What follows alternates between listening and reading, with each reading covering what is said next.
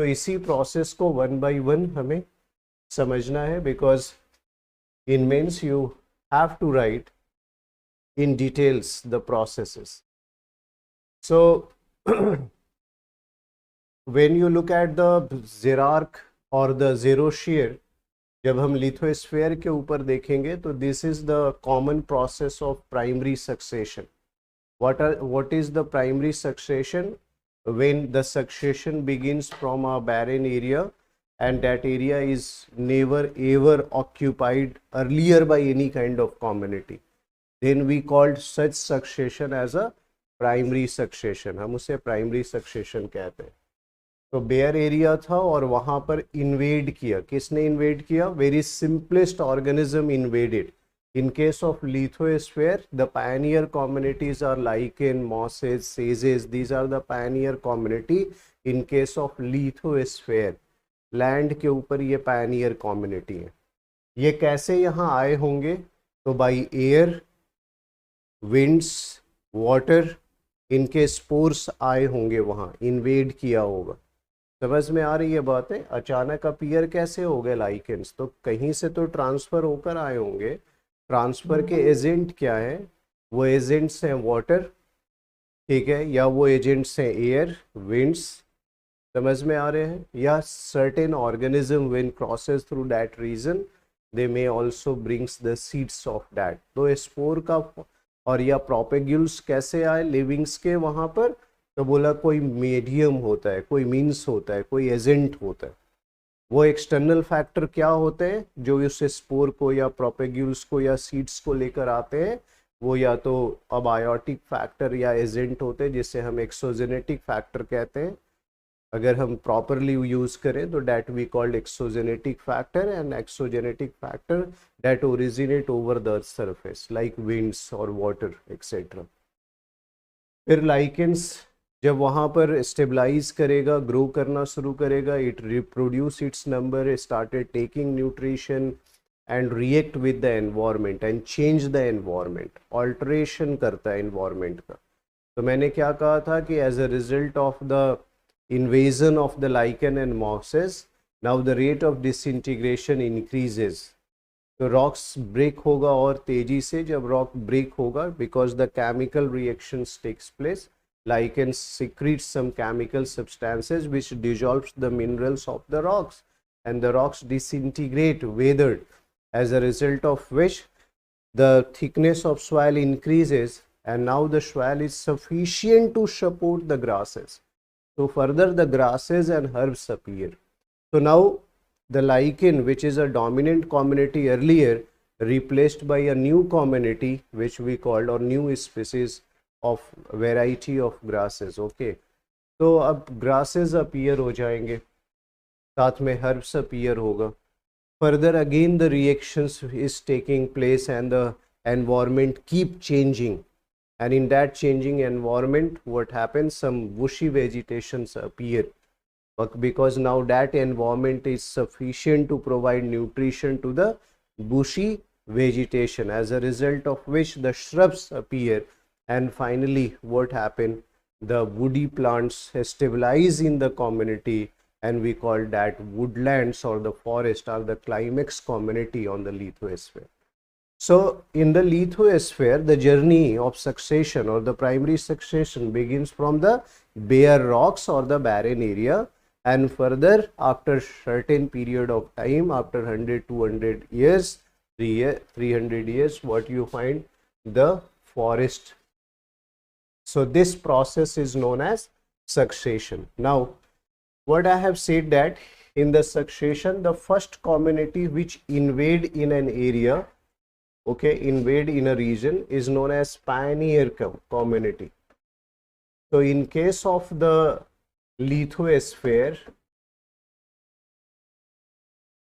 where we called it zero shear or xerarch, okay, so on the lithosphere the pioneer community are the lichens, mosses etc. because it may be asked in your preliminary examination कि first community जो appear होते हैं वो क्या है. और फिर मैंने क्या कहा कि this is known as climax community, climax community. Okay, इसे क्लाइमेक्स कम्युनिटी कहते हैं। The forest community is climax community. So here what you find, woody vegetation, woody vegetation। और ये जो बीच में है ये, इनको हम क्या कहते हैं, this community are known as seral community, seral community. This is known as seral community and this one is known as seer. So you have to understand this term. The stabilizing community are known as climax. The first community which invade in a bare area is known as pioneer, and in between whatever the community replaced one by one, okay, these are known as seer, single one, and all are together known as seral community. Okay, so this terms is important for you for your objective exams as well as when you are draw in exam the primary succession on the land. Then you have to draw these stages and you have to show how one community is replaced by another through this process with time. Am I clear to all of you? समझ आया? Okay, fine. I had also discussed about the secondary succession. मैंने secondary भी बताया था कि primary successions जब complete हो गया और एक कम्युनिटी स्टेबलाइज हो गई तो कुछ ऐसा कारण होता है, कुछ ऐसे डिस्टर्बेंसेस होते हैं जिसके कारण फिर से वो एरिया बेयर हो जाता है और फिर सक्सेशन स्टार्ट होता है। Then what we called secondary succession. अब देखो प्रोसेसेस को लर्न करें, 5 processes of succession. And first what I have said is nudation. Now try to understand nudation. Nude means naked, bare. So how a area become bare? How a region become barren? So there are various factors which led to that region become barren. So when we observe any regions, the bare area, what we find at, the ecologists suggested that the development of the bare area, okay, in a region is known as nudation. That process is known as nudation. So how it takes place? There are 3 major causes for the nudation. One is the topographic cause, another is climatic cause, and third is biotic cause. So these are the 3 causes which led to the formation of a bare area, a nude area or a naked area, or the area where nothing is present, means no biotic component is there, no community grew there earlier. So what is the topographic factor? When you look at the soil, when you look at the process of soil erosion, the soil erosion led to formation of what? The bare area. Soil erosion के कारण क्या होता है, एक barren area, एक bare area grow करता है। और इरोजन क्यों होता है? What are the factor which lead to erosion? When you look at the gravity is one factor. Okay, so I had already discussed with you people the gravity led to various processes of mass movement in geomorphology like landslide or mudslide, okay, or avalanche. This led to, so these processes are very frequent where in the hills area. तो landslide हो रहा है और ऊपर से rocks वो पूरा का पूरा जो है मटेरियल्स लूज होकर और नीचे की तरफ आ रहा है, that make that hill slope a bare और बैरन एरिया, बिकॉज जो एग्जिस्टिंग कम्युनिटी थी वो नीचे आ गई as a result of landslides. And sometimes the mass movement takes place, okay, mass movement. This is again due to the gravity. कहाँ होता है मास मूवमेंट? स्लोपी एरिया में होता है, ठीक है। कब होता है? जब मॉइस्ट कंडीशन हो, वेट कंडीशन हो, when the precipitation is high, okay, and what happened, the soil pore is saturated by water and they started moving downward. then we called it mass movement. Okay, avalanche in hill area, basically the movement of the ice or glacier down the hills is known as avalanche. So that led to what? That led to formation of a bare area. So that is the process of erosion which is as a result of gravity. और gravity का influence आपको ज़्यादा कहाँ दिखाई देगा? जहाँ inclined surface है, जहाँ slopy surface है, यानी hills area में आपको ज़्यादा दिखाई देंगे. तो मैंने अभी कहा कि ये है हिल्स एरिया. तो आपको पता है कि ये जो रीजन है, ये this is a piece of land, and if it started moving down the slope, then we called it what? Then this movement is known as landslide. Landslide. And whatever the community which grow over this land also moves down the slope, and that region become the bare after some time due to the movement of the material. So the landslide, avalanche किसे कहते हैं? हिमस्खलन को. जब बर्फ गिरता है नीचे की तरफ, आइस का फ्लो होता है, ग्लेशियर से started moving downward due to imbalances which create, कभी कभी अर्थक्वेक आ गया या लूज हो गया glacier, so they started moving down to the hill. We called it avalanche. Avalanche is also a gravitational process. यहाँ भी gravity का रोल है. तो हिल एरिया में जहाँ inclined surface है, ठीक है, वहाँ पर कौन सा फैक्टर बहुत इंपॉर्टेंट है, प्रोमिनेंट है? ग्रेविटी. ठीक है. उसके अलावा water also lead to the what? Erosion of a surface. And what is erosion? The wearing and tearing of the upper layer of the soil is known as erosion. I had already discussed. So the water, the winds, these are the factors which led to soil erosion. As a result of soil erosion, the alteration of environment takes place which led to the nudation. उसके कारण क्या होगा?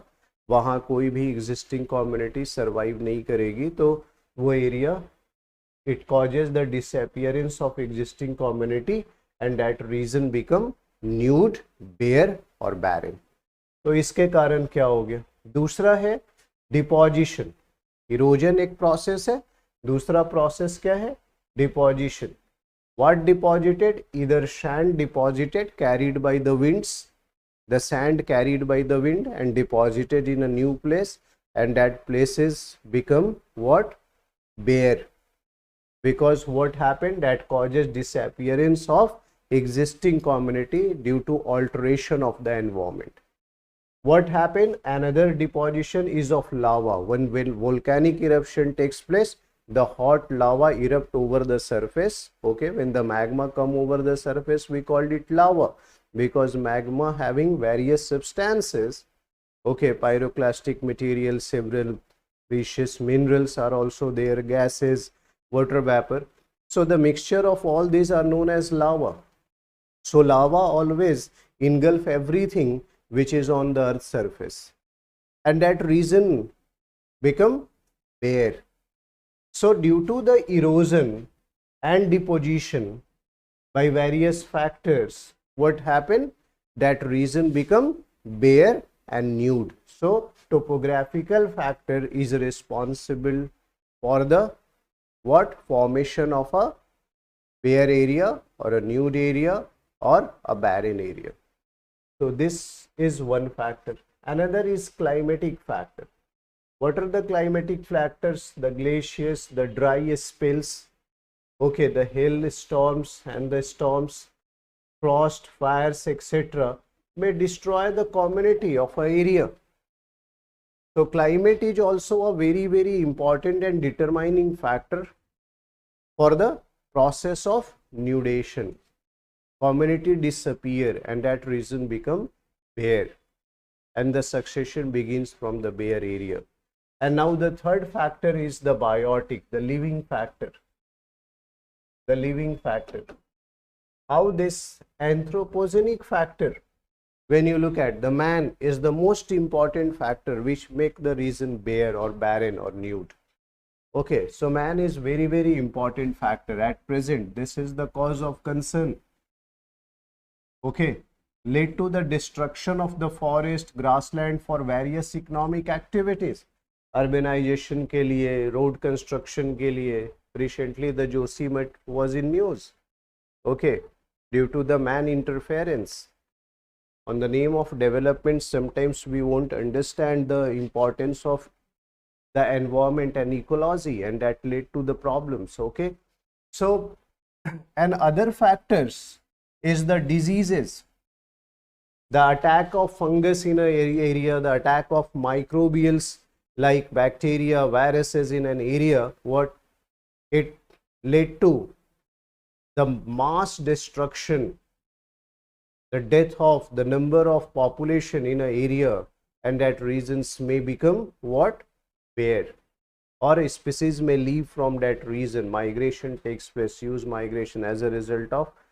So death and migration takes place as a result of diseases, and diseases may occur due to external factor, maybe microbes or some other things. Okay, so due to fungi, viruses which destroy the entire existing population, and that region become bare. So the man is one factor when we talking about the biotic factor, which led to what? Destruction of existing community, and that region become the bare and nude. So this is the process of nudation. Nudation is what? If a area become bare as a result of death of a community or removal of community entirely, then this process is known as nudation. And there are three prominent factors. One is topographic, another is climatic, and third is biotic. Now, the next process is known as invasion. So now invasion का मतलब है attack. So now when you look at the invasion, then what is invasion basically? This is the successful establishment of a species in a bare area. Okay, in my previous diagram, what I have discussed, that in a on lithosphere,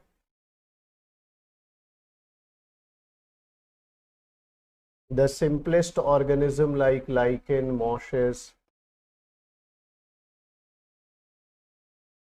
invaded a bare area. This invaded the bare area. Okay, so if this is the bare area,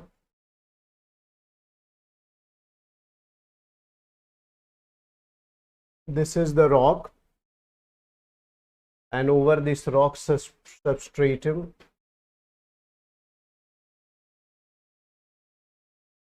the lichen, mosses grows. Okay, how it possible? Due to invasion. ये कैसे possible? Invasion के कारण. ठीक है, सो क्या है कि यहाँ पर कहीं बाहर से ये स्पीसीज आए और उन्होंने क्या किया? अपने आप को स्टेबलाइज किया. ठीक है, सो मैंने लिखा है the species reaches this new site from any other area. How it reaches? they reaches through the air, they reaches through the wind, they reaches through the water. The propagules of these species, or the spores of these species, or the seeds of the new species, okay, how it came to this area? It brings by the air, water, or some external factor. Okay, try to understand. So there are, तो यहाँ मैंने लिखा है कि the entire process is completed in following 3 successive stages. अब इसमें भी जो इन्वेजन है वो 3 डिफरेंट स्टेजेस में कंप्लीट होता है: migration, ecesis and aggregation. So we have to understand here this 3 terms again, vital for your preliminary examinations as well as for mains also. So you have to understand first migration. As you know, the species are not static. The species migrate from one place to another.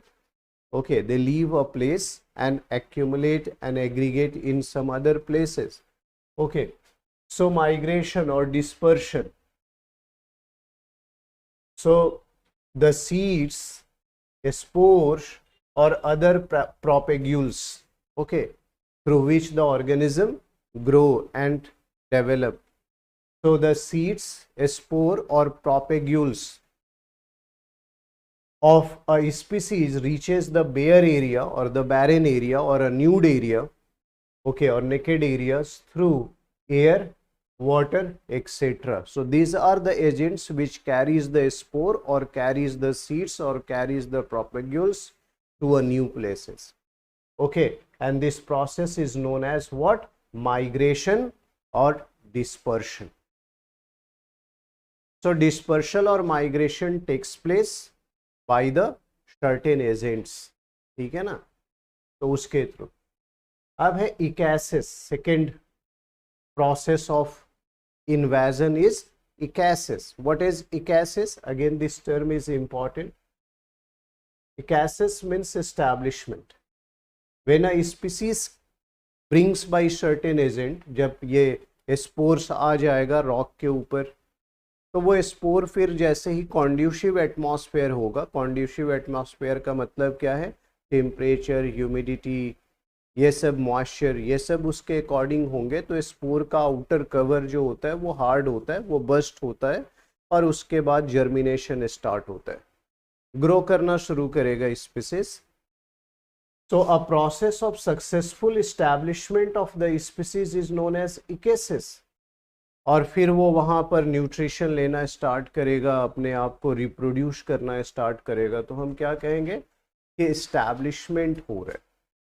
So this process of successful establishment of a species in a new area is known as ecasis. तो हम उसे क्या word use करते हैं? ecasis use करते हैं. उसके बाद है एग्रीगेशन. अब जब वो अपने आप को रिप्रोड्यूस करने लगा, ग्रो करने लगा, तो as a result of reproduction the individual of a species increases number. तो पहले एक था, फिर वो एक स्पोर्स जर्मिनेट किया, फिर दो से 4, 6, ऐसे संख्या उसकी बढ़ती गई.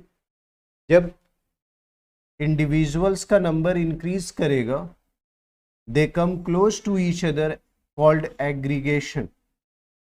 तो वो कॉलोनाइज करने लगेंगे धीरे धीरे उस एरिया को, पॉपुलेशन ग्रो करने लगेगा. That process of colonization in a place where the individual of a species come closer and started interacting is known as aggregation. उसे हम क्या बोलते हैं? Aggregation कहते हैं. So the process of invasion, when you look at, is not simply what? The coming of a new species in an area, but the process of invasion completed through 3 processes: migration, ecasis, as well as aggregation. Migration means what? The movement of a spore or seeds or propagules of a species by certain agents. The agents may be the wind, the agent may be the air, or the agent may be water, to a bare area. And as the species reached to the bare area, they started utilizing the nutrition and they built their biomass and they started reproducing there and increased their number. As they started increase their number, then the individual of that particular species increase, they live together, they interact. That process is known as aggregation. उसको aggregate करना कहते हैं, एक जगह पे इकट्ठा होना कहते हैं, वहीं पर population बढ़ना शुरू होगा. So the process of invasion takes place through 3 different stages. Now competition and coaction.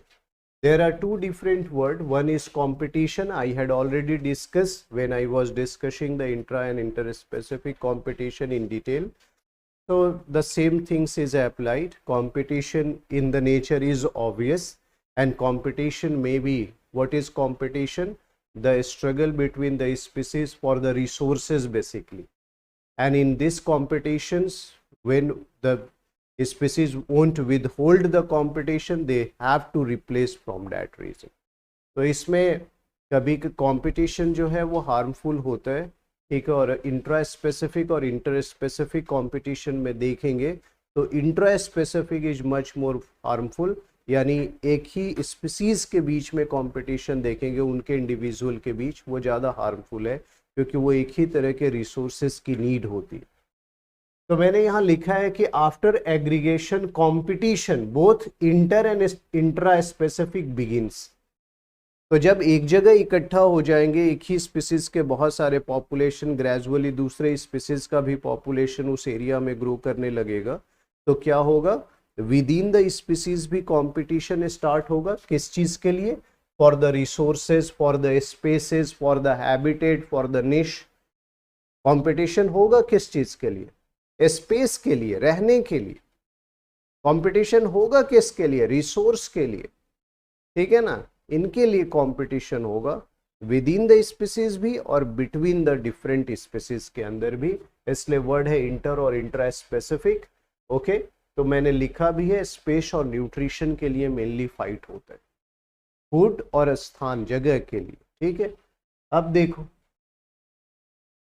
अब इस कंपटीशन में विदस्टैंड करेगा जो, ठीक है, to withstand competition, reproductive capacity, broad and wide ecological amplitude, etc. are of much help to the species. अगर एक species broader area को ऑक्यूपाई करेगा तो उसके लिए रिसोर्स एबंडेंस होगा, उसके लिए न्यूट्रिशन के लिए ज्यादा एरिया होगा। लेकिन अगर सोचो एक खास स्पीसीज है जो किसी एक पर्टिकुलर एरिया में ही रिस्ट्रिक्टेड है, say for example aquatic species which is support to live in a pond, वो पॉन्ड में ही रहने को एडेप्टेड है, ठीक है, से फिशेस, पॉन्ड की इकोसिस्टम को पॉल्यूट कर दो या पॉन्ड को फिलअप कर दो तो वो तो खत्म हो जाएगा ना।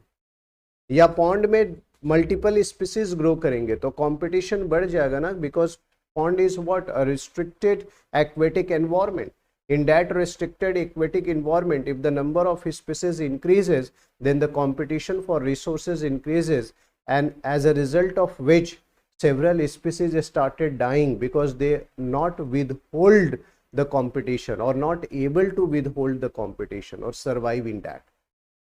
समझ में आ रहा है? लेकिन अगर कोई स्पीसीज ऐसा है जो ब्रॉडर एरिया में ट्रैवल कर सकता है, say for example if you look at the wild animals in a forest, they occupied a vast area. अगर उन्होंने अपना बड़ा निश और हैबिटेट बना रखा है, they can travel for a longer distance, then what happen, उनके पास वेराइटी ऑफ फूड्स है क्योंकि वो एक ही जगह पे रहने को मजबूर नहीं है, उनका टेरिटरी बड़ा है, तो उनके सर्वाइवल के रेट ज़्यादा होंगे, ठीक है, क्योंकि वो ट्रैवल कर सकता है, मूव कर सकता है और अपना हंट कर सकता है, ठीक है, प्रे को। उसके साथ साथ वैसे ऑर्गेनिज्म जिसके reproductive capacity, biotic potential high हो या जिसकी फैकेंडिटी हाई हो, तो उसमें भी क्या होगा, नंबर ऑफ, जब वो ऑफस्प्रिंग्स ज़्यादा देगा तो ज़्यादा रहने के चांसेस हैं, या जिसमें प्रोलॉन्ग्ड पेरेंटल केयर है, biotic potential is high and prolonged parental care, तो क्या आप देखेंगे कि नंबर ऑफ स्पीसीज उसके ज़्यादा सर्वाइवल के चांसेस हैं। Okay, so that's why what I have mentioned here कि to withstand competition, competition में बनाए रखने के लिए खुद को organisms की क्या requirement है, पहला तो उसकी reproductive ability बेहतर हो, ठीक है, दूसरा वो larger territorial areas को occupy करता हो, तो ऐसे में उसके chances ज़्यादा हैं कि वो competitions में survive कर सके, क्योंकि competition में weak को क्या होना होगा, कमज़ोर जो है वो replace हो जाएगा, he has to move from that area.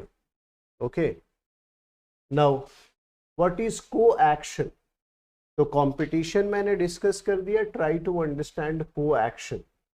यहाँ लिखा है मैंने, if you look at very carefully, कि while individuals of a species affect each other's life in a various ways and this is known as co-action। तो क्या लिखा है, individual of a species affect each other's life in various ways। अभी तो मैंने example दिया parental care, in advance organism parental care takes place, so who is caring to whom, one individual of a species carrying other individual of the same species? No. And that led to what? Prolonged lifespan. In case of human being, if our parents, that is an individual of that same species, carrying their kids, then what it known as parental care, and as a result of which what the lifespan will increase, because they feed their kids, they properly taking care of the health and nutrition and everything, space and the cleanliness or hygiene and etc and etc. So like that, several other species in the nature, in a wild, again what, doing the same thing, carrying their kids. So this process is known as coaction. Various ways में affect करता है. It may be a negative way or it may be a positive. बात समझ में आ रहा है? तो दोनों तरह से, तो इसको हम कहते हैं coaction. Okay. So competition and coaction is again is a process of succession. ये succession का ही एक process है. फिर है reaction. Look at the reaction. This is the most important stage of succession. Ecological succession का ये बहुत important है. देखो यहाँ लिखा है मैंने कि this is the most important stage in succession. So you have to keep in mind that reaction is the most important stage of ecological succession. Why it is most important stage of ecological succession? We have to understand it. Okay. So after, पहला मैंने कहा न्यूडेशन, उसके बाद बोला invasion. Invasion में भी मैंने processes बताए, माइग्रेशन, इकेसिस, एग्रीगेशन. जब एग्रीगेट कर जाते हैं स्पीसीज तो फिर मैंने कहा कंपटीशन शुरू होता है, इंट्रा भी और इंटर स्पेसिफिक भी. साथ में कोएक्शन, कई तरीके से लिविंग जो है दूसरे की लाइफ को अफेक्ट करते हैं. ठीक है, वो पॉजिटिव भी हो सकता है, निगेटिव भी हो सकता है. ठीक है. अब जो है कंपटीशन और कोएक्शन के बाद अगला जो प्रोसेस है वो उसको क्या कहेंगे? रिएक्शन. और मैं कह रहा हूँ रिएक्शन एक बहुत इंपॉर्टेंट प्रोसेस है during the ecological succession. Now the question is how and why. so what I have mentioned, that the mechanism of the modification of the environment through the influence of living organism is known as reaction.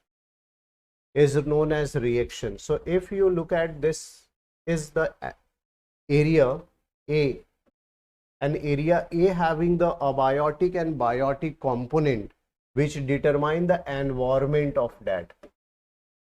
अब देखो यहाँ environment जब word लिख रहे हैं तो मैं किसी स्पीसीज को ले लूँ, यहाँ पर ये स्पीसीज है और यहाँ दूसरा भी स्पीसीज है. ठीक है, और यहाँ थर्ड स्पीसीज भी है, उनके भी नंबर्स हैं, इंडिविजुअल्स हैं. ठीक है, यहाँ फोर्थ स्पीसीज भी है. अब देखो इस स्पीसीज के लिए अगर हम इसके पॉपुलेशन की बात करें तो इसके लिए सराउंडिंग में ये सारे स्पीसीज भी हैं और अबायोटिक फैक्टर भी है, होगा ना वहाँ पर. अगर ये एक्वेटिक एनवायरनमेंट है तो पानी है और पानी के अंदर इस स्पीसीज के साथ अदर स्पीसीज भी हैं. ठीक है, तो मैंने क्या लिखा है कि the mechanism of the modification of environment through influence of living organism. अब ये जो लिविंग ऑर्गेनिज्म है, this is species 1, this is species 2, this is species 3, this is species 4. There are 4 species in this environment and the 4 species have different population. We called it community. और हम लोग यही पढ़ रहे हैं कि कम्युनिटी में सक्सेशन कैसे होता है. तो यहाँ पर इतने सारे स्पीसीज कॉम्पीट और कोएक्शन कर रहे हैं. धीरे धीरे वो ये स्पीसीज क्या करते हैं, ये अपने ही सराउंडिंग्स को इम्पैक्ट करते हैं. सराउंडिंग इम्पैक्ट करना का मतलब क्या है? इनके कारण यहाँ से रिसोर्स डिप्लीशन होगा ना भाई, उनके सर्वाइवल के लिए रिसोर्स चाहिए. तो gradually they started taking the resource from their environment. तो resource depletion takes place, resource कम होगा ना वहां पर. ठीक है, साथ ही साथ they also interact with the environment, they change the environment. जैसे मान लो कि ह्यूमन बीइंग ज़्यादा संख्या में किसी जगह पे रहेगा तो वो ऑक्सीजन इनहेल करेगा, CO2 रिलीज करेगा, वो और भी एक्टिविटीज करेगा, उस एक्टिविटी का इम्पैक्ट, जैसे say for example today the human being are growing sugarcane, paddy, that also release methane, and methane is a greenhouse effect. Methane is a greenhouse gases, so it led to greenhouse effect, okay, or it contribute in like the CO2. तो ये क्या कर रहा है, environment को change कर रहा है. फिर अगर आप एक ही तरह की फसल लगा रहे हैं, से एंथ्रोपोजेनिकली अगर इंसान एक ही तरह की फसल, तो क्या होगा, depletion of a similar kind of nutrition और nutrient from the soil. Soil में एक तरह के न्यूट्रिएंट अगर एक फसल लगाते हैं तो वहां से हटना शुरू होगा. Getting my point. तो ये मैं तो ह्यूमन के कॉन्टेक्स्ट में बात कर रहा हूँ, बट इन नेचर दूसरे भी स्पीसीज प्लांट में ग्रो करते हैं, तो वो क्या करते हैं, वहां पर रिएक्ट करते हैं. जैसे मैंने वाटर हाइकेंथ के बारे में बात किया था, जलकुंभी. जलकुंभी जब ग्रो करता है तेजी से रिसोर्सेज डिप्लीट करता है, और साथ ही साथ वो पूरे वाटर बॉडी को फिलअप कर देता है, क्योंकि वो बहुत तेजी से ब्रीड और रिप्रोड्यूस करता है. ठीक है. और धीरे धीरे क्या देखते हो कि लाइट का पेनिट्रेशन वाटर बॉडीज में कम होने लगता है, क्योंकि ये ऊपर में फ्लोट करते हैं और पूरा चोक कर लिया वाटर बॉडी को. उससे क्या होगा, बायोलॉजिकल ऑक्सीजन डिमांड भी क्रिएट हो जाती है, दूसरे स्पीसीज मरने लगते हैं, फाउल स्मेल आने लगता है, अमोनिया जैसे गैसेस का फॉर्मेशन होने लगता है. तो एनवायरनमेंट पहले जैसा था वैसा नहीं रहा इनके आने के बाद, तो मॉडिफाई हो जाता है एनवायरनमेंट. ठीक है. फिर क्या हुआ, as a result of the reaction the physical environment such as soil, water, temperature, light conditions change and modify. ठीक है. तो वहां जो फिजिकल एनवायरनमेंट है, physical environment determined by a biotic factor, they started changing. वो change होने लगते हैं. जब वो चेंज होने लगेंगे और एनवायरनमेंट चेंज होगा, तो वो अनसुटेबल हो जाता है एग्जिस्टिंग कम्युनिटी के लिए. तो जो कम्युनिटी वहां है उसी के लिए प्रॉब्लम करने लगेगा ये changing environment, and that community sooner or later replaced by another community. ठीक है. This process is known as reaction. So reaction led to alteration in the environment. Okay, clear? And it is very important process. Environment change होगा तो वो unsuitable हो जाएगा जो already existing community है उनके लिए, और फिर वो कम्युनिटी रिप्लेस हो जाएंगी. नई कम्युनिटी उस चेंजिंग एनवायरनमेंट में जो एडेप्टेड है, जो सरवाइव कर सकते हैं, जो वहां से न्यूट्रिशन ले सकते हैं, ठीक है, वो यहाँ ग्रो कर जाएंगे. ठीक है. And finally stabilization. Stabilization, this is the final stage of succession. In this stage, okay, few species able to survive for a longer period of time in a particular set of environmental conditions. They stabilizes their self, okay, and create a equilibrium conditions with the new emerging environment and sustain for a longer period of time. That community which survive for a longer period of time and almost in the equilibrium condition with the environment, we called that species as a climax community. Okay, so I had mentioned that this is a stage of succession in which the final or the terminal community become more or less stabilized for a longer period of time, and it can maintain itself in equilibrium with the climate of the area, and the final community is known as climax community, which is not replaced for a longer period of time. वो वहीं पर रहेंगे कई सालों तक, कोई cereal community नहीं आएगा. ठीक है. और that stage of succession is known as climax stage. So as I have said, on lithosphere, for example, forest community or grassland community are what? Climax community. So forest community, grassland community, these are the climax community. ये climax community है, ठीक है, grassland, forest etcetera.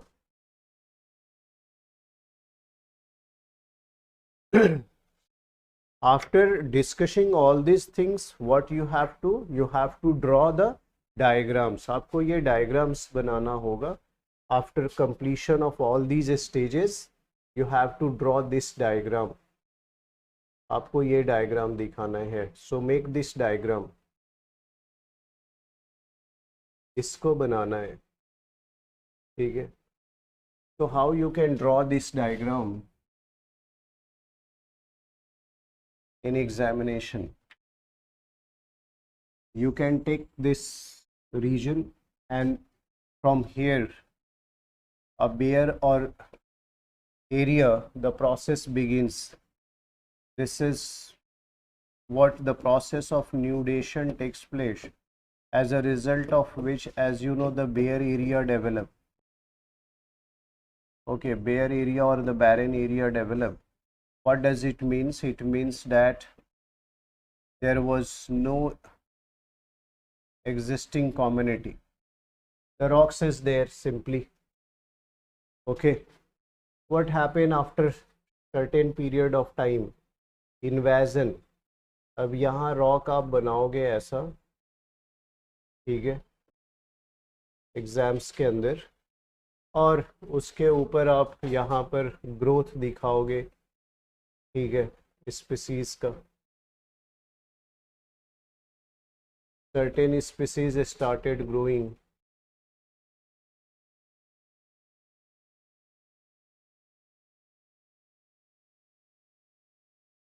So what happened here? यहाँ आपको लिखना भी पड़ेगा कि you are discussing the lithosphere, and in lithosphere you are talking about zero shear. Okay, XERO.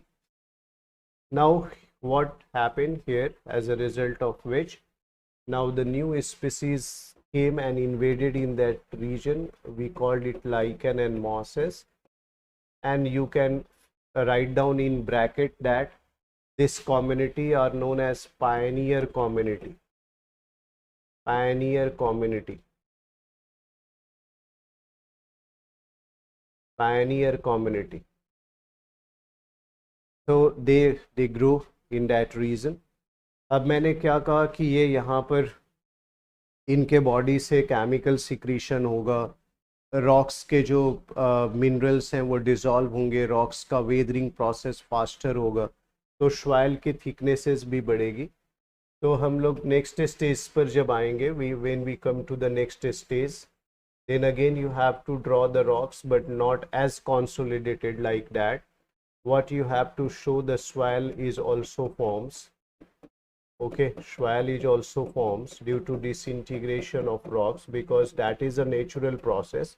Disintegration, in situ disintegration of the rocks is known as weathering. Weathering may be due to physical process or chemical process. I had already discussed in detail the weathering processes.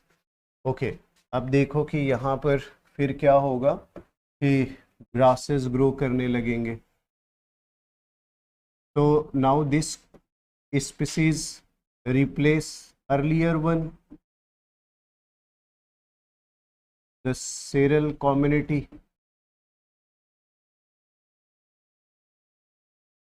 Okay, so grasses appear. This is the seral community. This is one sear. फिर क्या होगा कुछ समय के बाद, अब क्या होगा, examination you have to draw the diagrams. आपको हाथ से बनाने पड़ेंगे diagram. So you must understand how you have to show this stages of succession, ठीक है ना. और यहाँ पर आप इधर एक एरो नीचे देकर लिखेंगे time. Okay, 100 of years. 100 of years, because it takes longer period of time. This process occur in a very long period of time. ऐसा नहीं है कि अभी रिएक्शन हुआ, कोएक्शन हुआ, नया स्पीसीज इमीडिएटली रिप्लेस कर गया। Okay, it will take time. So जो भी आप नेचुरल वेजिटेशन और फॉरेस्ट देख रहे हो अर्थ सरफेस पर, उनको ग्रो कर कर स्टेबलाइज करने में कई हजार साल लग गए। ठीक है, और अब की इंसान क्या कर रहा है, उसको कट कर रहा है एंड डैमेज द इन्वायरमेंट। तो उसके इम्पैक्ट्स हमें दिखाई दे रहे हैं। तो फर्दर हम पढ़ेंगे forest conservation, wild life conservation, biodiversity. Okay, these topics are also there in your syllabus, so the topics are links to each other. Okay, तो ये था। ऐसा ही एक्वेटिक एनवायरनमेंट में भी होता है स्टेजेस, मैं अभी डिस्कस करूंगा। ये तो अभी चूंकि स्टेजेज ऑफ सक्सेशन पढ़ाया था, तो मैंने कहा उसके बाद आपको डायग्राम्स बनाने पड़ेंगे और आपको दिखाना होगा कि कैसे ये बेयर एरिया था और यहाँ पर इन्वेजन हुआ। ठीक है, इन्वेजन्स के बाद जो स्पीसीज आई वो कॉम्पीट करती हैं, कोएक्ट करती हैं, रिएक्ट करती हैं, जिसके कारण अलग अलग कम्युनिटी रिप्लेस करता चला जाता है और फाइनली एट द एंड एक कम्युनिटी जो है आकर स्टेबलाइज कर जाता है एनवायरनमेंट में। हम उसे क्या बोलते हैं, उस कम्युनिटी को क्लाइमेक्स कहते हैं। तो this is all about the processes of succession. अब देखें आगे, शेरल कम्युनिटी। अभी मैंने आपको बताया शेरल कम्युनिटी किसे कहते हैं। पायनियर कम्युनिटी और क्लाइमेक्स कम्युनिटी के बीच में जो कम्युनिटी ग्रो करते हैं हम उसे शेरल कम्युनिटी कहते हैं। तो कई बार शॉर्ट नोट्स भी आते हैं, compulsory short notes, specially in UPSC mains optional. Okay, compulsory short notes आता है, उसमें शेरल कम्युनिटी के ऊपर भी क्वेश्चन आ सकते हैं as a short notes. Try to understand. तो मैंने क्या कहा कि बेयर एरिया में इन्वेजन के बाद जो पहली कम्युनिटी आती है हम उसे पायनियर कहते हैं, और कि उसी एरिया में फाइनली जो एट लास्ट जो कम्युनिटी स्टेबलाइज करेगी हम उसे क्लाइमेक्स कहेंगे। तो पायनियर और क्लाइमेक्स के बीच में जितनी भी बार नई कम्युनिटी एक को दूसरे को रिप्लेस करती हुई आती है उन्हें हम शेरल कम्युनिटी कहते हैं। तो Cheryl community is a transitional stage of ecological succession. Is it not transitional state? Of course, क्योंकि वो बीच का स्टेज है। ठीक है, progressing in the direction of climax community. So it begins from the pioneer and end at climax. So between the pioneer and climax, the community, whatever the number of community grow and develop in an area, is known as sheral community. Okay, a seer or a sheral community is described as the progression of an ecological community's growth phases from the pioneer to the climax. उसी चीज को लिखा है, बात मत करो। A climax community in ecological community wherein the population are stable and coexist in harmony with one another and their surrounding is defined as the last stage of succession and it remains basically intact until the disaster or the human interventions takes place. जब तक ऐसा नहीं होगा तब तक disturb नहीं होगा, disturb नहीं होगा तो दूसरी कम्युनिटी ग्रो नहीं करेगी। ठीक है, ये मैंने आपके साथ डिस्कस किया, अभी भी बताया था। और फिर ये जो शेरल कम्युनिटी है ये सब्स्टिट्यूट या रिप्लेस कर दी जाती है दूसरी कम्युनिटी के द्वारा। फिर दूसरी शेरल कम्युनिटी, ये तब तक ऐसा रिप्लेसमेंट चलता रहता है जब तक कि कुछ खास स्पीसीज उस एरिया में लॉन्गर पीरियड के लिए एनवायरनमेंट के साथ इक्विलिब्रिया कंडीशंस को मेंटेन नहीं कर पाती, तब तक ऐसा ही चलता रहेगा। जब स्पीसीज उस एरिया में स्टेबलाइज हो जाएंगी, इक्विलिब्रियम कंडीशन में पहुंच जाएंगी, एनर्जी का प्रॉपर यूटिलाइजेशन, न्यूट्रिशंस का प्रॉपर यूटिलाइजेशन, अपना नंबर और ग्रोथ एबंडेंस करेंगे, तो हम उसे क्लाइमेक्स कहेंगे।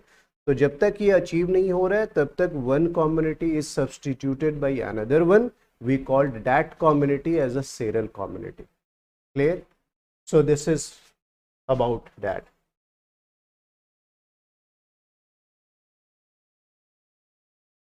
अब देखो, डिफरेंट टाइप ऑफ शेयर्स होते हैं, तो इन्हें समझना है।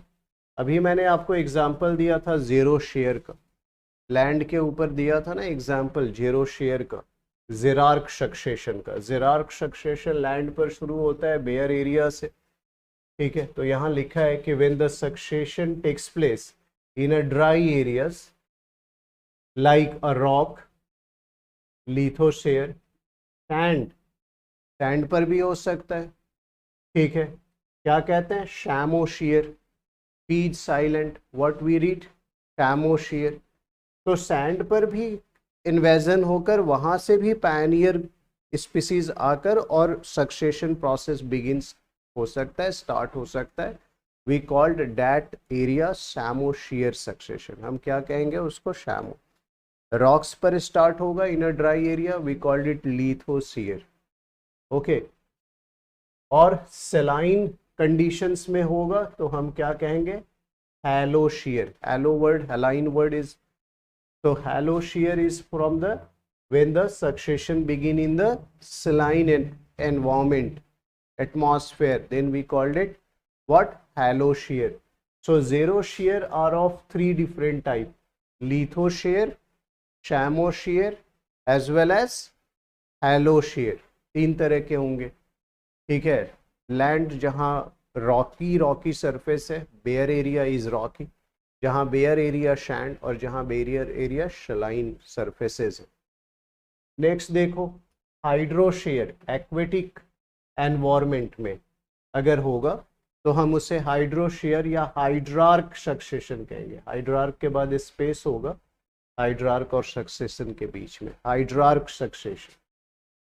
तो क्या लिखा है? When succession start on the aquatic habitat, तो पानी है उसमें कोई भी कम्युनिटी नहीं है, फिर वहां फाइटोप्लैंक्टन आते हैं, फाइटोप्लैंक्टन ग्रो करते हैं, एल्गी। पानी के ऊपर काई बैठने लगेगा, ग्रीन ग्रीन दिखाई देने लगेगा या रेडिश दिखाई देने लगेगा वाटर। इसका मतलब क्या है? वहाँ इन्वेजन हो चुका है, वहाँ फाइटोप्लैंक्टन, जू प्लैंक्टन ग्रो करते हैं, और ये फ्री फ्लोटिंग ऑर्गेनिज्म होते हैं, ठीक है। फाइटोप्लैंक्टन फोटोसिंथेसिस कर सकता है, जू प्लैंक्टन उस पर डिपेंड करता है। जू है तो वो एनिमल है, वो नहीं फीड, वो भोजन अपना बना सकता है, न्यूट्रिशन, वो हेट्रोट्रॉप्स है। उसके बाद फिर आप देखते हो free floating aquatic plant grow करने लगते हैं, ठीक है। फ्री फ्लोटिंग, पानी के ऊपर तैरते रहेंगे। उसके बाद आप देखते हो कि रूटेड वेजिटेशन ग्रेजुअली ग्रो करने लगेगा पानी में, उनकी जड़ें थोड़ी लंबी हो जाएंगी, कीचड़ में जाके रहेंगी। कुछ समर्ज्ड प्लांट ग्रो करेंगे, कुछ इमर्ज्ड प्लांट ग्रो करेंगे। हाइड्रोफिटिक एडेप्टेशन डिस्कस किया है, तो डिफरेंट टाइप ऑफ प्लांट। बाद में वो पॉन्ड फिलअप होने लगेगा, साइड में कीचड़ से भरने लगेगा, तो फिर क्या होने लगेगा? उसमें ग्रासेस ग्रो करने लगेंगे साइड में ऑन द बैंक। धीरे धीरे और भी लीटर फॉल होगा, एनवायरनमेंट चेंज होगा। पॉन्ड्स को अगर ड्रेज नहीं करोगे, सिल्टेशन उसमें बढ़ता चला जाएगा, तो पॉन्ड फिलअप होने लगेगा, वाटर शैलो होता जाएगा। फिर उसमें क्या ग्रो कर जाएंगे? हर्ब्स, फिर श्रब्स, और एक दिन पता लगेगा तुम्हें पॉन्ड पूरा फिलअप हो गया और वहाँ झाड़ियाँ उग गई, ट्री उग गया। ग्रासलैंड भी, अरे वो सॉरी, फॉरेस्ट लैंड भी ग्रो कर जाता है इन एक्वेटिक एनवायरनमेंट। तो मैं अभी दिखाऊंगा आपको, ठीक है, डोंट वरी। लिथोस्फीयर के बारे में मैंने डिस्कस किया कि this ecological succession develop on the barren rock. Psammosere के ऊपर भी मैंने डिस्कस किया, this ecological succession originate on the sand. Halosere के ऊपर मैंने बताया the plant succession begins on a salty soil and saline water, okay. और ये आपको खास करके कहाँ दिखाई देता है? इन द मैनग्रोव रीजन, जहाँ आप देखते हो, ठीक है। सेनाइल सक्सेशन, सेनाइल किसे कहते हैं? This succession takes place on dead matter of micro organism, ठीक है, तो हम उसे कहते हैं सेनाइल। अब जैसे मैंने आपको बताया कि जहाँ पूरा कंप्लीट लीटर फॉल है, या कंप्लीट अभी जैसे डेसिडुअस ट्रीज अपने लीफ को डिकम्पोज कर रहे हैं, गिरा रहे हैं, शेड कर रहे हैं। अभी अभी इंडिया में देख रहे हो ना कि समर वेन स्टार्टेड, तो अभी क्या हो रहा है? The trees sets their leaf, वो नीचे पड़ रहा है। आपके शहरों में ना ब्रूमिंग हो जाती है, बट अगर जंगल में देखें तो वो पड़ी हुई है, वो धीरे धीरे डिकम्पोज होगी, उस पर माइक्रोब्स ग्रो करेंगे, तो वहाँ जो सक्सेशन होगा that is known as what? Senile.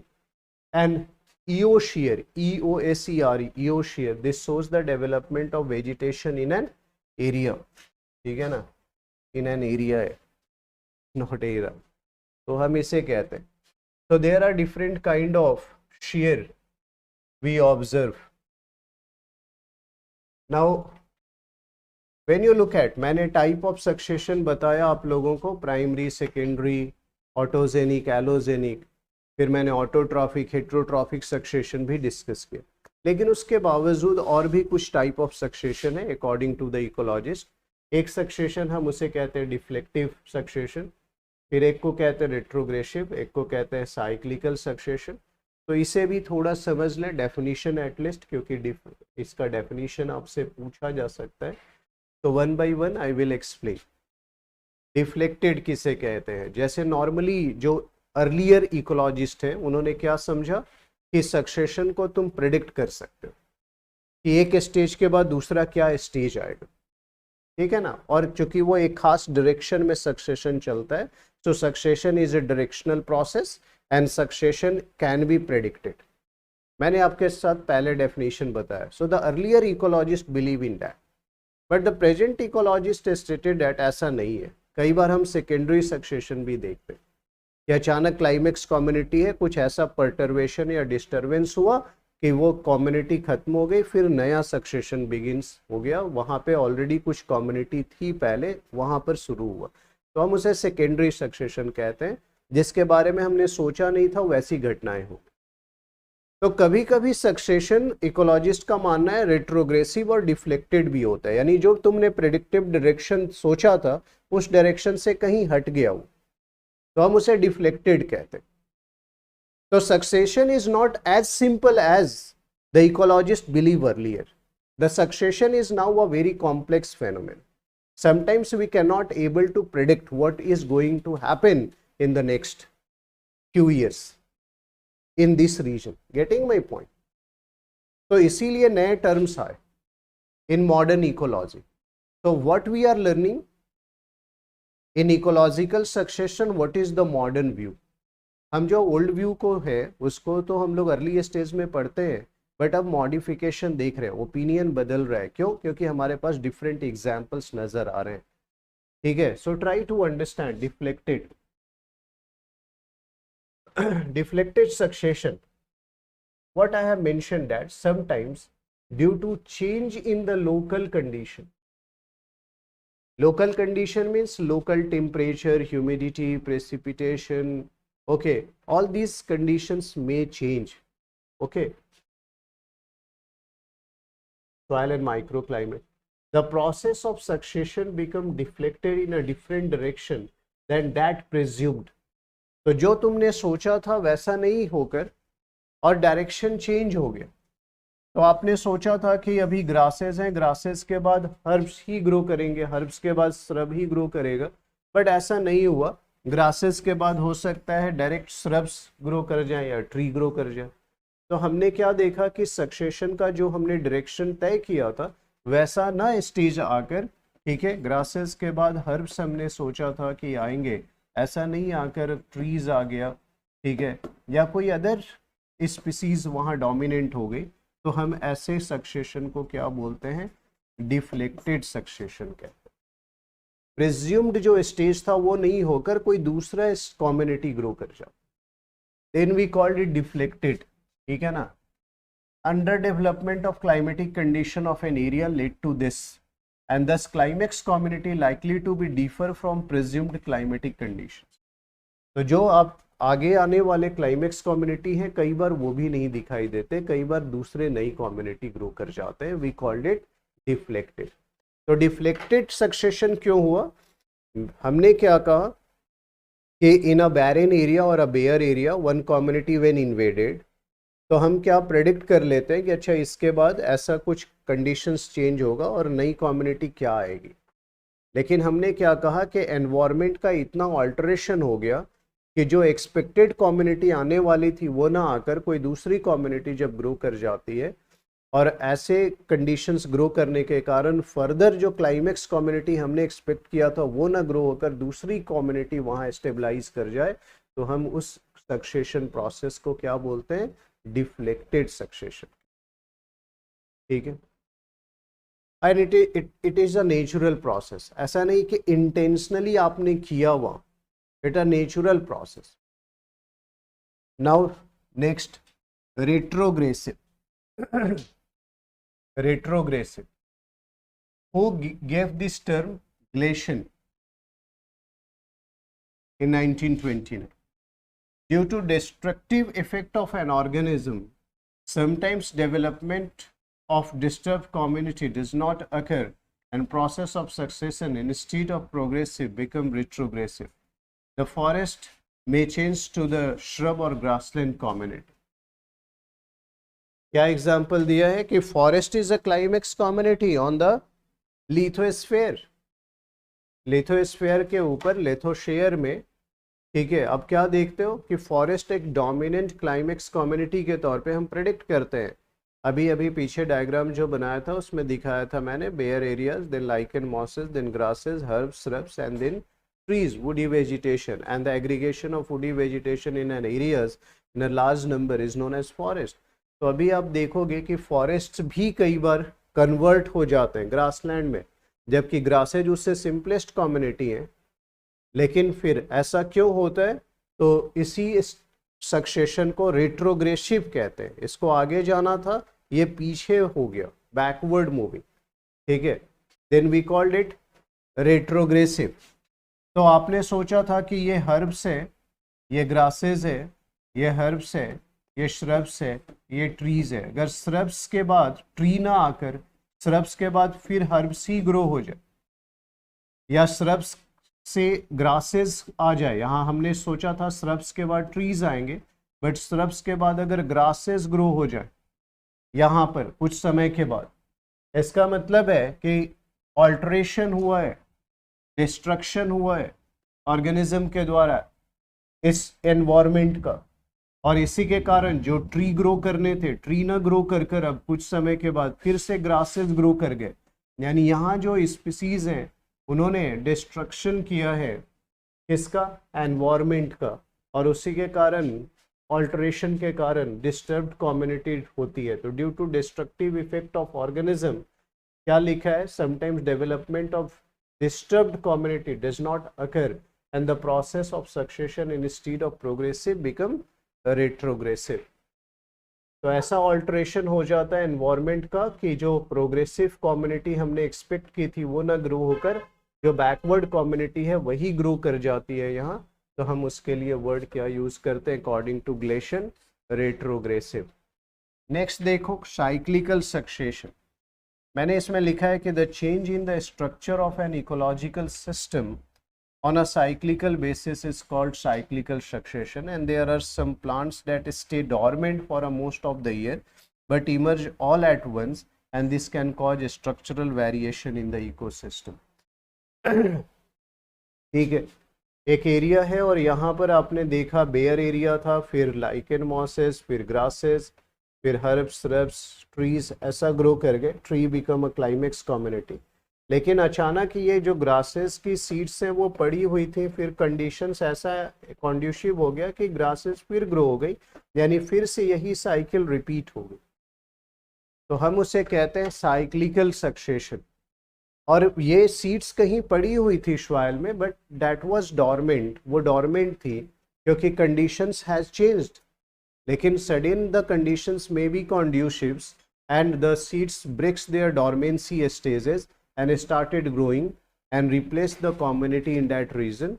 We called it cyclical succession. तो हम उसे cyclical succession कहते हैं, यानी फिर से वो स्टेज रिपीट हो रहा है, ठीक है ना। तो ऐसा भी नेचर में दिखाई देता है। So the question may be asked on this term, deflected, retrogressive and cyclical also. Okay, apart from primary, secondary, autogenic, allogenic, heterotrophic, autotrophic. Okay, now what happened in India? I had mentioned that कि भारत में देखोगे कि जो monsoonal season आता है, तो monsoon season अभी आएगा तो प्रेसिपिटेशन होगा, प्रेसिपिटेशन होगा तो टेम्पररी वाटर बॉडीज बन जाते हैं, जैसे जो लोलैंड एरिया है वहाँ पानी इकट्ठा हो जाता है, और जब वहाँ पानी इकट्ठा हो जाता है तो आसपास ना नए क्या होते हैं, स्पीसीज ग्रो करने लगते हैं उस एक्वेटिक एनवायरनमेंट के अंदर। ठीक है, वो टेम्पररी है, वो सीजनल है। तो उसके ऊपर डिस्कशन किया, वहाँ भी सक्सेशन स्टार्ट होता है। पहले बैरन एरिया था, फिर वाटर एक्यूमुलेट हो गया लोलैंड रीजन में, तो वहाँ पुल्स बन गए, पॉन्ड्स बन गए, ऐसा कंडीशंस क्रिएट हो गया, और उसमें धीरे धीरे स्पीसीज ग्रो होता है। तो वो भी सक्सेशन स्टेज है। पहले वो पानी में कुछ नहीं था, कुछ समय बाद जाओगे देखोगे तो वहाँ कुछ ग्रो होने लगा। तो वो भी एक सक्सेशन प्रोसेस है कुछ इकोलॉजिस्ट के अकॉर्डिंग, लेकिन कुछ इकोलॉजिस्ट इसको सक्सेशन नहीं मानते। तो वही मैं डिस्कस करने वाला हूँ।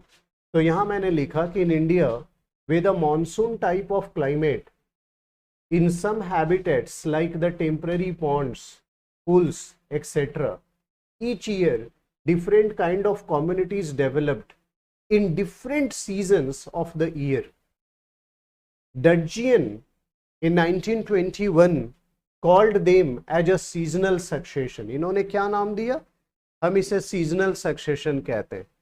खेतों में पानी इकट्ठा हो गया, वहां कुछ समय के बाद फाइटोप्लैंक्टन ग्रो कर गए, जूप्लैंक्टन ग्रो कर गए, फिर कुछ दिनों के बाद वहां पर फ्लोटिंग हाइड्रोफाइट्स ग्रो कर जाएंगे, फिर रूटेड वेजिटेशन ग्रो करने लगेगा। तो इस तरह से वो बता रहे हैं डडजियन कि हम इसे सीजनल सक्सेशन भी कह सकते हैं। बट एक इंडियन इकोलॉजिस्ट है मिश्रा जी, उनका ये कहना है कि नहीं, we can't say it a succession because it is simply recurrent not succession. वहाँ चीजें सडन ग्रो कर गई हैं क्योंकि ऐसा कंडीशंस क्रिएट हो गया, हम उसे रिकरेंट वर्ड यूज कर सकते हैं, not the succession. So this concept you must keep in mind. At certain places, according to some ecologists, the seasonal successions takes place in a specific environmental condition, but few ecologists won't say it as seasonal succession. What they said that it is a recurrent. Okay. So this is one concept. Now अब देखो case studies succession का। हाइड्रोसेयर देखें तो आप जब succession discuss करोगे in mains, especially when you write the answer on succession, especially in UPSC, इधर in the GS paper, paper 1, और in your optional paper of geography, then you have to mention some case study. Aquatic environment में succession जो होता है वो इन stages के through होता है। ठीक है, हम एक्वेटिक एनवायरनमेंट को हाइड्रोशियर कहते हैं, और हाइड्रार्क सक्सेशन प्रोसेस होता है इन अ वेट एरिया। पहले स्टेज में क्या स्पीसीज ग्रो करते हैं? फाइटोप्लैंक्टन ग्रो करते हैं। फाइटोप्लैंक्टन एक्वेटिक एनवायरनमेंट में प्रोड्यूसर का काम करते हैं, बिकॉज ये फोटोसिंथेसिस कर सकते हैं। they have the capacity of photosynthesis. इनमें फोटोसिंथेसिस करने की कैपेसिटी है, because phyto word is representing plant, plankton is free floating organism. ठीक है, तो ये फ्री फ्लोटिंग ऑर्गेनिज्म है।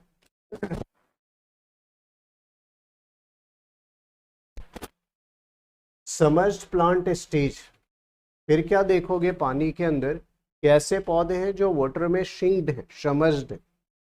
देन है समर्ज्ड फ्री फ्लोटिंग प्लांट स्टेज, पानी में डूबा है, फ्री फ्लोट कर रहा है, उसकी रूट्स मड में नहीं है। Then reed and swamp stage, then marsh meadow stage, then shrub stage or scrub stage, and finally the woodland vegetation. So when you look at the diagrams of this vegetation, what you find? These are okay. So the phytoplanktons, they are free floating. They are free floating. The alga are the phytoplankton.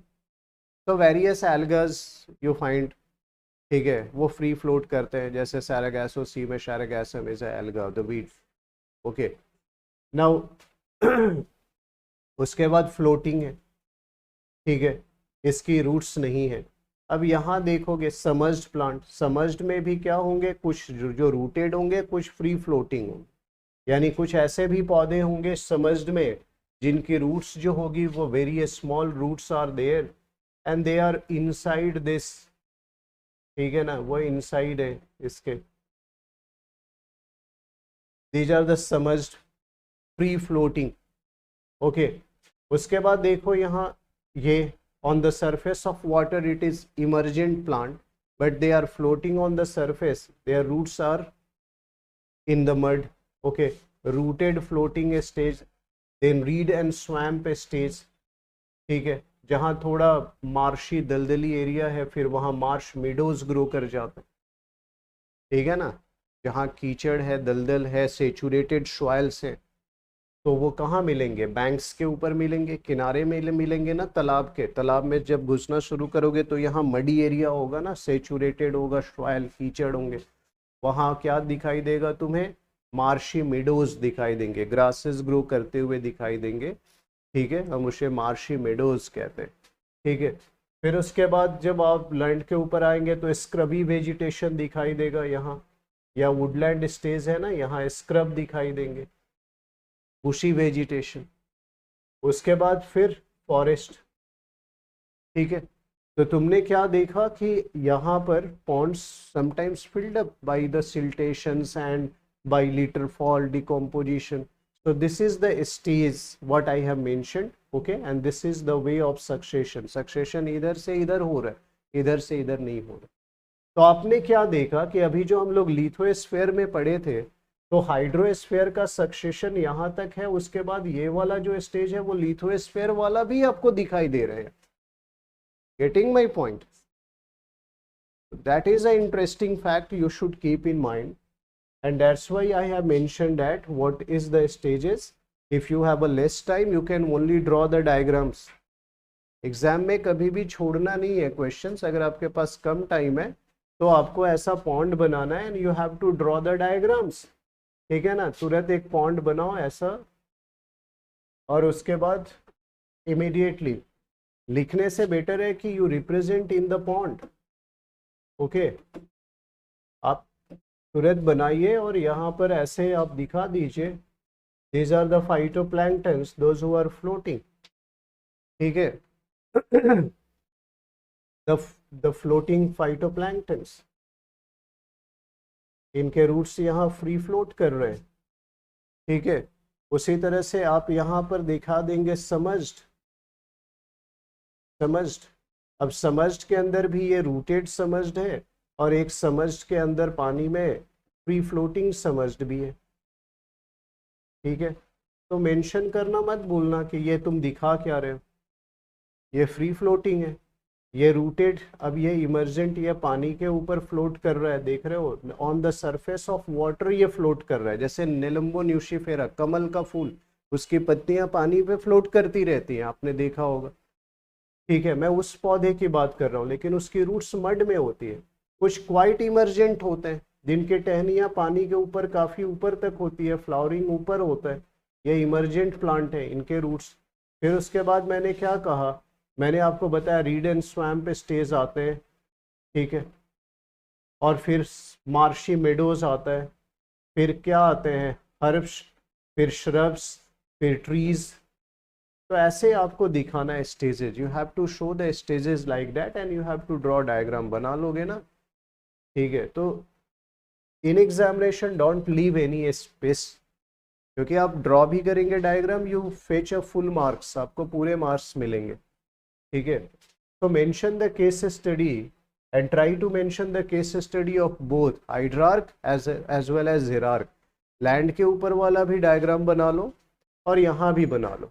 तो यहाँ जो Pioneer community है वो है phytoplankton, और यहाँ जो climax community है वो फॉरेस्ट है, the woody vegetation. Am I clear to all of you? समझ आया आप लोगों को?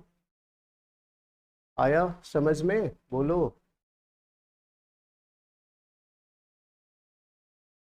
फाइन।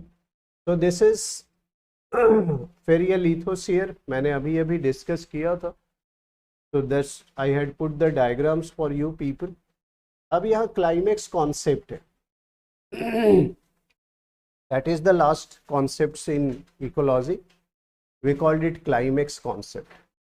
अभी अभी मैंने क्लाइमेक्स कम्युनिटी किसे कहा? The community which stabilizes in a environment for a longer period of time is known as climax community. अब उसमें भी ना अलग अलग इकोलॉजिस्ट की अलग अलग थ्योरी है, कुछ लोग कहते हैं कि लास्ट स्टेज के अंदर यानी टर्मिनल और इंड स्टेज ऑफ सक्सेशन में एक कम्युनिटी अपने आप को डोमिनेट कर लेती है, हम उसे मोनोक्लाइमेक्स थ्योरी कहते हैं। तो थोड़ा सा हम लोग ये भी देख लेंगे कि ये क्या कॉन्सेप्ट्स है, मोनोक्लाइमेक्स फिर पॉलीक्लाइमेक्स, ऐसा कुछ कॉन्सेप्ट्स है। So according to the monoclimax theory of succession given by Clements, इन्हीं क्लेमेंट्स का स्टेजेस हम पढ़ रहे थे, ये न्यूडेशन का, इन्वेजन का, कंपटीशन, कोएक्शन और क्लाइमेक्स, ये जो स्टेजेस बताया सक्सेशन का उसे भी क्लेमेंट ने ही बताया।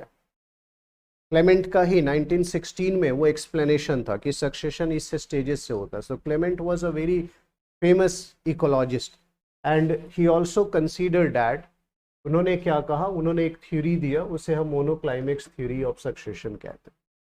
तो ये क्लेमेंट का नाम याद रखना, ठीक है, इकोलॉजिकल सक्सेशन में, और ईपी ओडम का नाम याद रखना। इन्होंने कहा every region has one climax community towards which all communities are developing.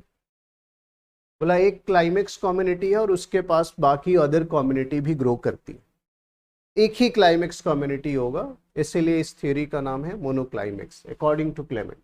And Clement believed that the climate was the determining factor for the vegetation and the climax of any area was solely a function of its climate. So what are the most determining factor for a climax community according to Clement is the climate of a region. बोला कि दूसरे factor का भी role है, but this is the most dominant factor which determine what a community of a region and especially the climax community of a region. So climax community is largely depend on a climate. Other factor are also there but negligent उनका influence है, major influence climate का है. And various terms used as subclimax, disclimax, postclimax and preclimax used to describe the deviation from the climatically stabilized climates. अब इसे पढ़ने की जरूरत नहीं है कि उन्होंने डिस्क्लाइमेक्स किसको कहा या सब क्लाइमेक्स किसको कहा।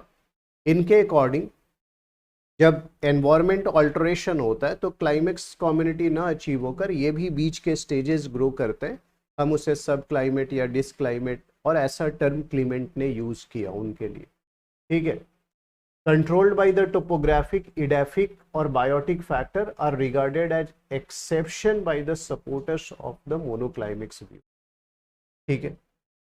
जो लोग इसमें बिलीव करते हैं वो मानते हैं कि अदर फैक्टर भी हैं जो जिनका बहुत इंपॉर्टेंट रोल है, वो है edaphic factor मीन्स सॉइल, ठीक है, soil is very important.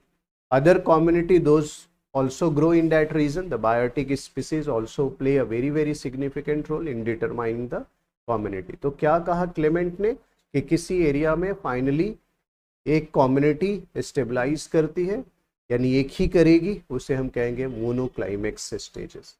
So monoclimax theory. But कुछ इकोलॉजिस्ट इससे डिफरेंट ओपिनियन रखते हैं, वो पॉलीक्लाइमेक्स थ्योरी में बिलीव करते हैं, और ऐसे में एक डॉबनमायर है। So what is this concept? Polyclimax. This theory was proposed by Tansley, A.G. Tansley, ये जो कि आगे पढ़ेंगे इकोसिस्टम का कॉन्सेप्ट दिया है इन्होंने, और he is again a very famous ecologist in 1939 and later supported by the Daubenmayer in 1966. The concept of A.G. Tinsley was supported by Daubenmayer. This is known as polyclimax theory, and the polyclimax theory of succession hold the many different types of vegetation as a climax community. इन्होंने कहा कि जब हाँ आप देखोगे stabilization of a community तो different varieties of vegetation होते हैं, एक ही वेजिटेशन नहीं होता है। जैसे मैंने एक एग्जांपल दिया था स्प्रूस फॉरेस्ट, तो वहाँ एक ही वेजिटेशन डोमिनेंट है, हजारों की संख्या में उन्हीं के पॉपुलेशन है, वो मोनोक्लाइमेक्स कॉन्सेप्ट हो गया। बट पॉलीक्लाइमेक्स कॉन्सेप्ट में ऐसा मानना है टिंशले का, डॉबनमायर का, कि किसी पर्टिकुलर एरिया में डिफरेंट वेजिटेशन ग्रुप्स जो है वो भी डोमिनेट कर सकते हैं, स्टेबलाइज कर सकते हैं, इक्विलिब्रिया कंडीशन को रीच कर सकते हैं उस एनवायरनमेंट के साथ, ठीक है। उसी कॉन्सेप्ट को क्या बोलते हैं? पॉलीक्लाइमेक्स कॉन्सेप्ट कहते हैं। And this will be the climaxes controlled by the soil moisture. और वह ऐसा वेजिटेशन क्यों ग्रो करता है एक से ज़्यादा? क्योंकि वहाँ मॉइस्चर कंटेंट जो है वो भी डिटरमाइन करते हैं ग्रोथ ऑफ वेजिटेशन को। soil nutrient, activity of animal and other factor are also there. So according to this theory, climate is only one of the several factor, any of which may be controlling influence on the structure and stability of climate. इन्होंने कहा कि मैं Clement के बात से सहमत नहीं हूं कि क्लेमेंट साहब ने कहा कि केवल क्लाइमेट के कारण ही कम्युनिटी स्टेबलाइज हो पाती है, वही डिटरमाइनिंग फैक्टर है। इन्होंने कहा क्लाइमेट भी जैसा फैक्टर है वैसे ही अदर फैक्टर भी है, वैसे सॉइल का मॉइस्चर, सॉइल की क्वालिटी, सॉइल के न्यूट्रिएंट भी एक फैक्टर है, और कोई भी क्लाइमेट भी डिटरमाइन कर सकता है या इडेफिक फैक्टर भी डिटरमाइन कर सकते हैं। ठीक है, क्या चीज को? वेजिटेशन उस पर्टिकुलर एरिया में और स्टेबलाइज कम्युनिटी। तो इनकी ओपिनियन क्लेमेंट के ओपिनियन से स्लाइट डिफरेंट, ठीक है। और इसीलिए इस कॉन्सेप्ट को क्या बोलते हैं? पॉलीक्लाइमेक्स कॉन्सेप्ट। आगे देखो, एक कॉन्सेप्ट है क्लाइमेक्स पैटर्न थ्योरी। किसने दिया? विटेकर ने। And this is the last concept, 1953. What he emphasized that natural community is adapted to the whole pattern of environmental factor in which it exists, and the major factor are genetic structure of each species, climate, site, soil, biotic factors, fire, wind, availability of plant and animal species, chances of dispersal, etc.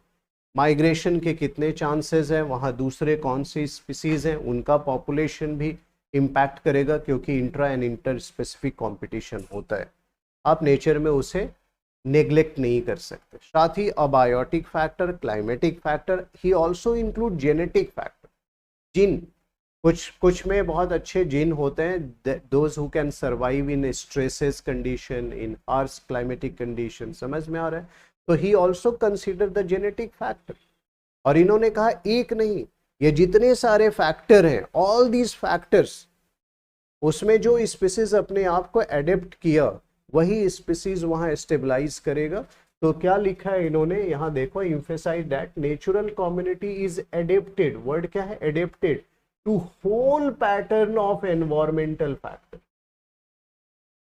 वैसा species ही climax community बनेगा जो कि वहां जितने भी ये सारे कंडीशंस हैं, sum total of all this condition, whole pattern of environment में जो अपने आप को एडॉप्ट कर पाए। ठीक है, वही वहां डोमिनेंट वेजिटेशन होगा, वही वहां क्लाइमेक्स कम्युनिटी के तौर पे ग्रो करे। और इसके बाद एक और कॉन्सेप्ट आता है, the concept of biome. What is biome? The sum total of the vegetations which is dominant in a particular area, as well as when you look at the fauna of that region, we call it biome. Biome is larger than a community. Biome in hierarchy is bigger to the community in ecology. So further I will discuss the biome. लेकिन इसके बाद मैं पहले ecosystem discuss करूंगा और फिर उसके बाद मैं बायोम डिस्कस करूंगा, या व्हाट एवर भी मैं पहले भी कर सकता हूँ। तो नेक्स्ट टॉपिक इधर I will discuss a biome और आई विल डिस्कस इकोसिस्टम। ठीक है।